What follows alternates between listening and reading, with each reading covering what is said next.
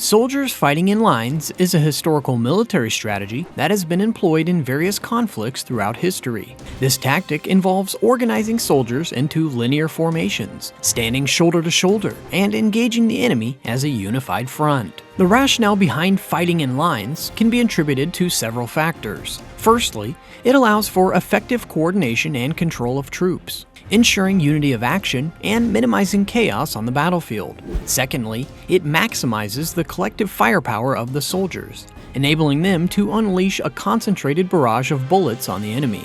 Moreover, fighting in lines provides a sense of mutual support and camaraderie among the soldiers, fostering a cohesive and disciplined fighting force. Historically, this strategy was influenced by the limitations of early firearms, which had slow reloading times and limited accuracy, necessitating the need for massed volleys. While modern warfare has seen changes in tactics and technology, understanding the reasons behind soldiers fighting in lines offers valuable insights into the evolution of military strategies and the historical context of warfare. Thus, questions arise amidst the fascination, the question why it was necessary and how it affected older forms of battle and war. Historical reasons of fighting in lines. Fighting in lines has historically been driven by a combination of formation and tactical considerations, as well as the need for protection and safety on the battlefield. Firstly, organizing soldiers into lines promotes organization and discipline among the troops. By maintaining a structured formation, commanders can better control their forces, issue orders, and coordinate movements. This ensures unity of action and reduces the risk of chaos and confusion during battle. As fighting in lines allows for maximization of firepower, by aligning soldiers shoulder to shoulder, a continuous and concentrated stream of fire can be directed towards the enemy. This massed volley approach enhances the overall effectiveness of the soldiers' weapons, whether it be muskets, rifles, or other firearms. It creates a wall of bullets that can suppress the enemy's advance and inflict significant casualties. The historical battles of the American Civil War, such as the infamous Pickett's Charge at the Battle of Gettysburg, exemplify the devastating power of concentrated firepower when soldiers fought in well-organized lines. Furthermore, fighting in lines provides mutual support and fosters cohesion among the soldiers. Standing shoulder to shoulder, troops develop a sense of camaraderie and unity. They can see and rely on their comrades on either side, creating a feeling of collective strength and shared purpose. This mutual support bolsters morale, especially in the face of enemy attacks or the pressures of combat. The Battle of Waterloo during the Napoleonic Wars is a notable example where the formation of infantry squares allowed soldiers to support each other and successfully repel cavalry charges. In terms of protection and safety, fighting in lines offers a defensive advantage. By presenting a solid wall of soldiers, it becomes more challenging for the enemy to penetrate the formation and break through the line. The soldiers within the line can provide cover and shielding for one another, reducing vulnerability to enemy fire. This defensive posture becomes particularly critical when facing cavalry charges or other forms of rapid assaults. The Battle of Balaclava during the Crimean War showcased how British infantry, standing in well-formed lines, repelled repeated charges from Russian cavalry. Psychological factors of fighting in lines. Psychological factors play a significant role in understanding why soldiers fight in lines. The practice of fighting in formation helps address important aspects of morale, camaraderie, fear, and control on the battlefield. Firstly, fighting in lines fosters morale and camaraderie among soldiers. Standing shoulder to shoulder in a disciplined formation instills a sense of belonging and unity within the ranks. Soldiers feel a stronger bond with their comrades when they can see and rely on each other during the chaos of battle. This sense of camaraderie boosts morale, as soldiers draw strength and inspiration from the collective spirit of the unit.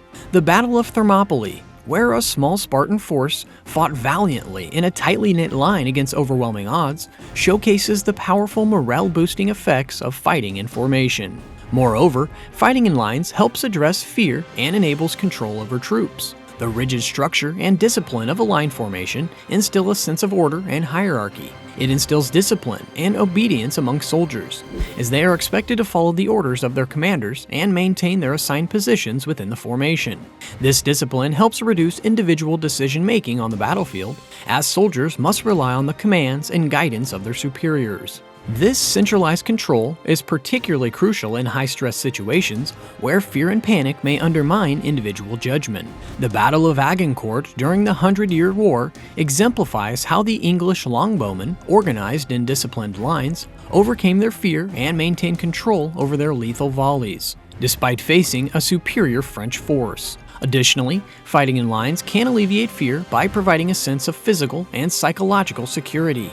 Soldiers standing shoulder to shoulder in a tight formation feel safer, as they know they have their comrades' support and protection. The line provides a psychological barrier against the enemy, making it harder for them to single out individual soldiers.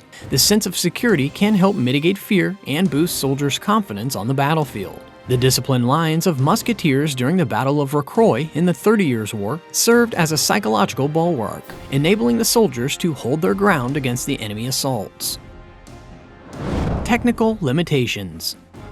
Technical limitations have also played a significant role in shaping the practice of fighting in lines throughout history. The constraints imposed by weaponry and communication systems have influenced the necessity of soldiers to fight in close, linear formations. Firstly, the limitations of early firearms, such as muskets and rifles, contributed to the use of line formations. These weapons had slow reloading times, often requiring soldiers to stand in a line to maintain a continuous and sustained rate of fire. By standing shoulder to shoulder, soldiers could take turns reloading while others continued to engage the enemy. Additionally, the inherent inaccuracy of these weapons necessitated a concentrated volley of fire, increasing the chances of hitting the intended target. The Napoleonic Wars, with their widespread use of muskets, exemplify the reliance on line formations due to the technological limitations of the era. In terms of communication and coordination, limited technology posed challenges for real-time communication on the battlefield.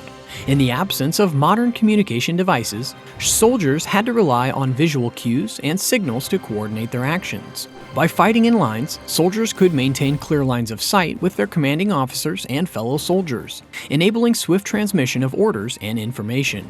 The visual coordination allowed for synchronized movements and preserved unit cohesion. During the American Revolutionary War, the Continental Army employed line formations to facilitate visual communication between officers and soldiers, ensuring effective coordination despite the absence of advanced communication technology. Furthermore, the lack of real-time communication technology also warrants the use of line formations for tactical control. Without the ability to convey commands instantaneously, commanders needed formations to enable them to oversee and control their troops effectively. By fighting in lines, officers could physically observe the soldiers' actions, making adjustments as needed, and ensure adherence to predetermined strategies. The Battle of Culloden during the Jacobite Rising serves as an example to where British forces' line formations allowed their commanders to exert precise control over their troops, leading to a decisive victory. As warfare evolved and technology advanced, the practice of fighting in lines underwent significant changes and adaptations. Changing warfare strategies and advancements in technology played a crucial role in shaping the shift away from traditional line formations. Firstly, new tactics and formations were developed to meet the challenges of modern warfare. The widespread adoption of rifled firearms and the increasing use of artillery required adjustments in infantry tactics. Soldiers began to disperse and take cover to mitigate the effects of accurate long-range fire.